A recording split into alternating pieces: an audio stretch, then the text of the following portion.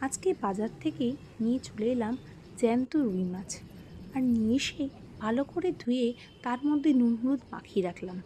এতগুলো খাওয়া তো একদিনে সম্ভব নয়, তাই যে কটা আজকে লাগবে সেরকম পিস রেখে বাকিগুলো সবকটাই নুন হলুদ মাখিয়ে ফ্রিজে রেখে দিয়েছিলাম। পেঁপে আলু দিয়ে পাতলা ঝোল কীভাবে করতে হয় আমিও নতুন শিখেছি, তাই ভাবলাম তোমাদের সঙ্গে শেয়ার করি। চলো দেখতে থাকো।